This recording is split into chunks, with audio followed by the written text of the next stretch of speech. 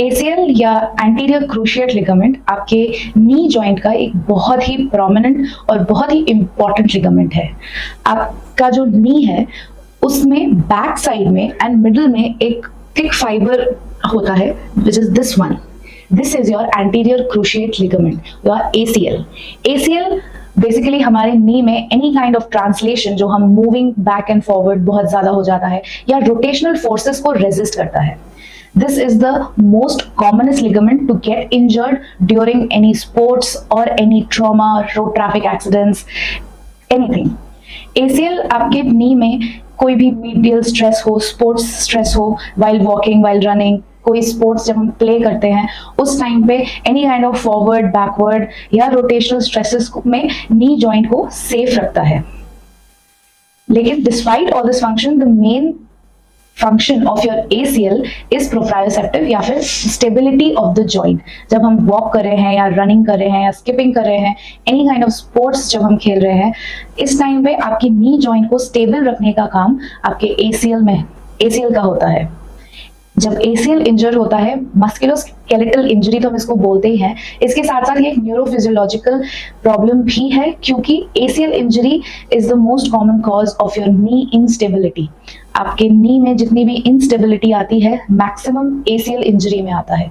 ये injury mild to severe तक range कर सकती है।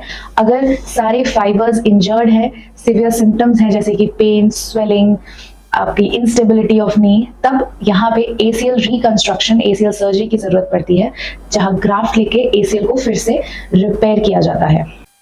फिजियोथेरेप्यूटिक पॉइंट ऑफ व्यू से ACL इंजरी में ट्रीटमेंट कुछ फेजेस में होता है।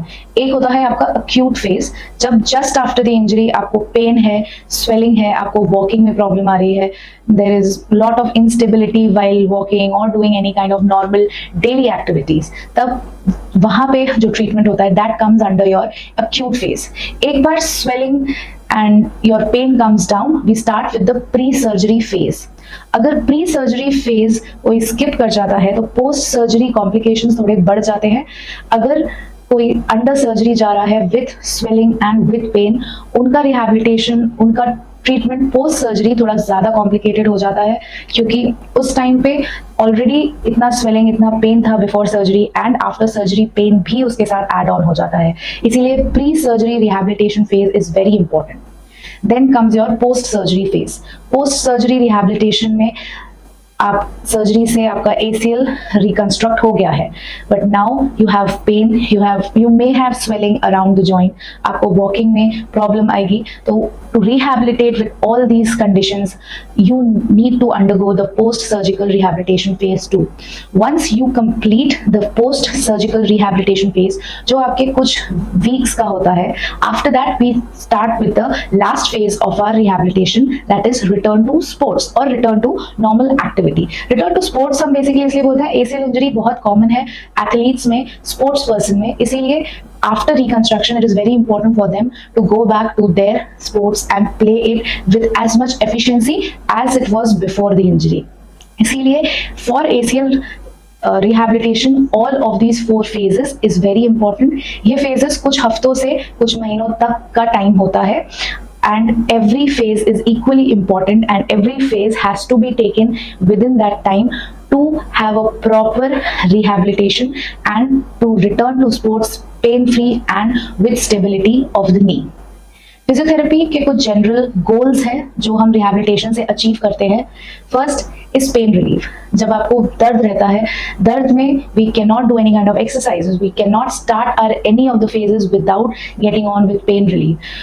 अगर स्वेलिंग है, so again we have to bring that swelling down, because again अगर हम स्वेलिंग एंड पेन में एक्सरसाइजेस स्टार्ट करेंगे वो और पेनफुल हो जाएगा, मे बी जॉइंट में और स्वेलिंग इंक्रीज हो सकता है।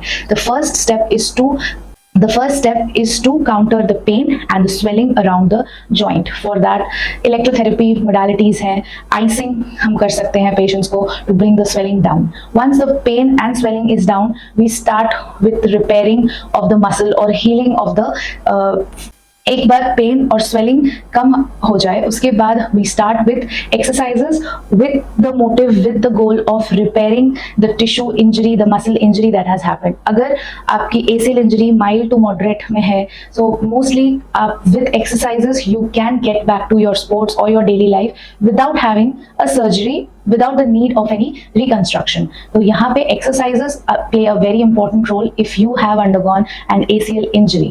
Then to improve the functional stability of the joint, जैसे कि मैंने बताया ACL injury brings lots of instability of the knee joint. इसीलिए to gain back the functional stability is very important. This can come only with muscle strengthening exercises.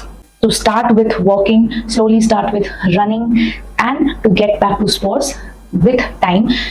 जब आप fully exercise करके muscles आपके strengthen हो गए हैं, injured tissue जो है, इंजर्ड मसल है वो आपका हील हो गया है, तब you can return back to your sports और your daily life with no pain, no swelling and full stability of your knee joint.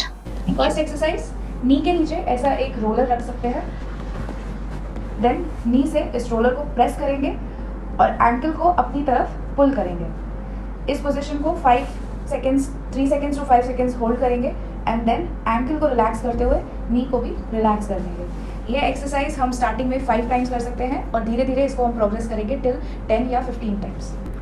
Second exercise के लिए आप दोनों नीज बेंड कर लीजिए। सेम रोलर को हम नी के बीच में रख देंगे एंड पेशेंट को बोलेंगे अपने दोनों नी से रोलर को प्रेस करने के लिए। वो प्रेस करेंगे, hold for 3 to 5 counts and then relax. ऐसा हम 5 to 10 रेपिटेशंस करेंगे एंड धीरे धीरे इसका प्रोग्रेशन होगा। थर्ड एक्सरसाइज में अगर सिंगल नी आपका इंजर्ड है, सपोज आपका लेफ्ट नी इज इंजर्ड, हम राइट नी जो अनइंजर्ड नी है उसको हम बेंड करेंगे। आप बेंड कर लीजिए एंड इस लेग को स्ट्रेट अप आप ला सकते हैं जब तक आपको पेन नहीं हो रहा है, जिस एंगल तक। यहाँ पे हम रुकेंगे 3 to 5 counts and then relax. In case अगर आपकी दोनों नी में एसीएल इंजरी है तो आप सिंगल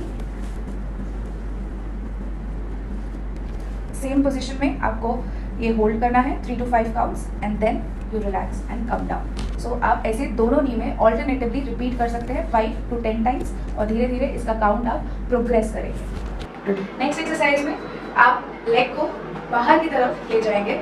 इस पोजीशन में आपको होल्ड करना है 3 to 5 काउंट्स एंड देन आप बाहर आएंगे, अंदर आएंगे। सिमिलरली ऑपोजिट लेग में भी वही, come out, hold and then go in. ऐसे ही ऑल्टरनेटिवली दोनों नी में हम स्टार्ट करेंगे with one knee and then we can go to other knee for 5 to 10 counts. धीरे धीरे इसका हम प्रोग्रेशन कर सकते हैं to 15 counts also. Next exercise, आप नी को हल्का सा बेंड करेंगे एंड अपने एंकल से आप नीचे की तरफ बेड को प्रेस करेंगे। ऐसे 3 to 5 काउंट्स के लिए आप होल्ड करेंगे इसे एंड देन रिलैक्स। ऐसे ही 5 to 10 टाइम्स इसको हमें रिपीट करना है with one leg and then we can move on to another leg. Same ankle press on the bed, wait for 3 to 5 counts and then continue it for 5 to 10 times. Next exercise के लिए we will ask the patient कि वो side line में आ जाए से आके will ask the patient to mildly bend the knee जो आपके नीचे है, जो ऊपर वाला लेग है उसको हम स्ट्रेट बोलेंगे कि आप ऊपर ले आइए, the position till where the pain is coming. इस पोजीशन में ask the patient to hold for 3 to 5 counts and then come down and repeat the same exercise for 5 to 10 times.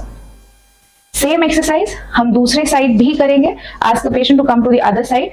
जो नी नीचे है उसको हम बेंड करेंगे, जो leg ऊपर है उसको हम ऊपर लाएंगे।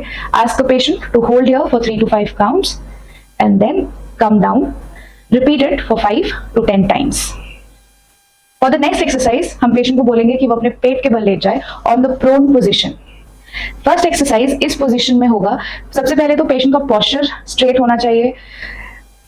जो आपका लेग है, will ask the patient to raise the leg straight and hold this position for 3 to 5 counts and then come down and repeat the same exercise again for 5 to 10 times. यही same exercise आपको opposite leg में भी करना है। Bring the leg up, hold for 3 to 5 counts and then come down and repeat the same exercise for 5 to 10 times. Next exercise के लिए हम patient को बोलेंगे विद द नी, जो पार्ट आपका नी बेड टच कर रहा है उससे हम पेशेंट को बोलेंगे to press the bed with the part which is touching the bed. Hold this position again 3 to 5 seconds and then relax. Repeat this exercise 5 to 10 times on one knee. And then we proceed to the other leg. Same bed press with the part of knee which is touching the bed. Hold it for 3 to 5 counts and repeat for 5 to 10 repetitions. Next exercise के लिए we'll make the patient sit on the side of the bed like so.